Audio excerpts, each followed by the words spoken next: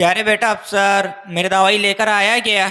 ارے میرے اللہ باوا، اب کون سی بیماری کا بہانہ ہے تمہارا؟ بھائی افسر، ادب ادب، یہ کیا کر رہے ہو؟ ہوش میں آؤ، ابا حضور سے اتنے سخت اور غصے لے لہجے میں بات. توبہ توبہ، اللہ سے ڈرو، ایسا نہ کرو. اف اب تمہیں کیا ہو گیا؟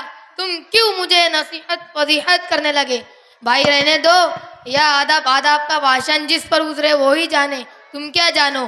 بھائی افسر، کیا گزرے کیا جانے، آپ کی گول مول باتیں ہماری سمجھ سے باہر ہے. عزیز بچوں، میرا لگتا ہے جگر افسر تم دونوں کو میری بات بتا رہا ہے کہ میں اس کے لیے درد سر ہوں، پریشانی کا سبب ہوں، ایک بہت بڑی مصیبت ہوں. کیا تم اتنا بھی نہیں سمجھے؟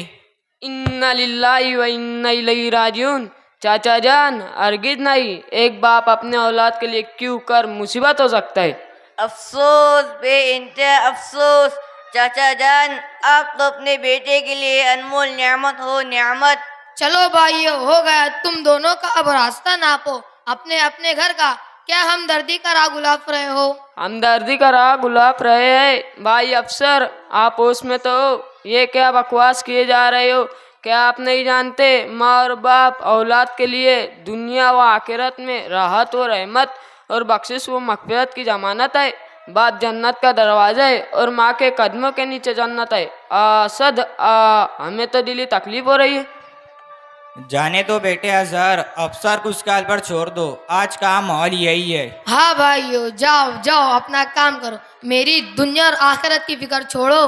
آپ کی فکر کیسے چھوڑ دے بھائی؟ آپ تو ہمارے جگری دوست سے جگری.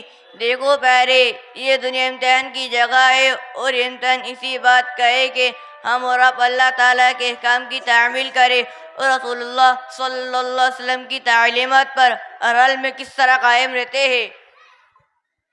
جی ہاں جی دوست افسر، اور دو جہاں کی کامیابی کا راستہ یہی ہے کہ ہم اور آپ نہ صرف توحید اور رسالت اور آخرت کے دن پر ایمان لائے، بلکہ قرآن و سنت کے مطابق حقوق اللہ کے ساتھ ساتھ حقوق العباد یعنی بندوں کے حقوق کا ادا کرنے والے بنے.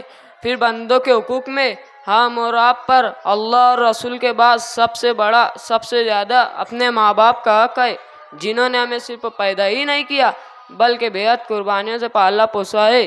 اللہ اکبر میرے دوست، ہمارے ماں باپ کا ہمارے لیے رات بھر ہمارے لیے جاگنا، ہمارے آرام کی خاطر ہر ہر قسم کی مشقتیں اٹھانا، خود گیلے میں سو کر ہمیں سوکھے میں سلانا، کیسے بھلا سکتے ہیں؟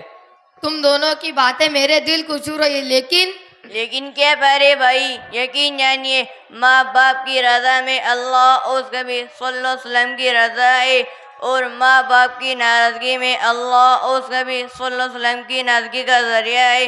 خدا را اپنے ماں باپ کا ہرگز دل مت دکھائے، انہیں کبھی کسی قسم کی تکلیف نہ پہنچائے، بلکہ قدر کیجیے اپنے ماں باپ کی، کیونکہ ماں باپ کو تکلیف دینے پر آخرت میں جو سزائیں ملیں گی وہ تو ملیں گی، لیکن یاد رکھنا فرمان رسول اللہ صلی اللہ علیہ وسلم ہے کہ ماں باپ کا نافرمان دنیا میں بھی ضرور سزا پاتا ہے.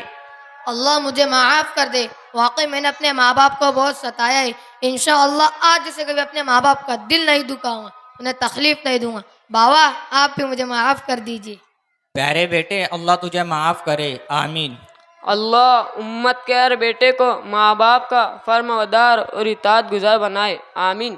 محترم آزاد بھائی افسر نے تو الحمدللہ اپنے والد صاحب سے معافی مانگ کر اپنا معاملہ درست کر لیا، اور انشاءاللہ اب وہ عمر بھر اپنے ماں باپ کو راضی رکھیں گے. لیکن بات صرف بھائی افسر کی نہیں، ہمارے معاشرے میں روزانہ کتنے ہی بیٹے روزانہ اپنے ماں باپ کا دل دکھاتے ہیں. بڑھاپے میں جب کہ انہیں اولاد کے سہارے کی خاص طور پر ضرورت ہوتی ہے، تب بھی ان سے سیدھا منہ بات نہیں کرتے، جھڑک دیتے ہیں. حالانکہ حدیث پاک کے مفہوم میں ہے، ماں باپ تیری جنت ہے یا جہنم، یعنی ان کی اطاعت اور خدمت سے جنت بنا لے یا ان کا حق ضائع کر کے جہنم کا حقدار بن جا. اور ہاں حاضرین جلسہ، ماں باپ و عظمت وہ مقام رکھتے ہیں کہ اللہ تعالیٰ کا ارشاد ہے تم اپنے ماں باپ کو اوف یا اوہ تک نہیں کہنا. اس لیے آج ہم اور آپ سچی نیت پکا ادا کریں گے کہ انشاءاللہ کبھی اپنے ماں باپ کا دل نہیں دکھائیں گے، انہیں کبھی نہیں ستائیں گے. کیوں بھائی، کرتے وہ سب ارادہ؟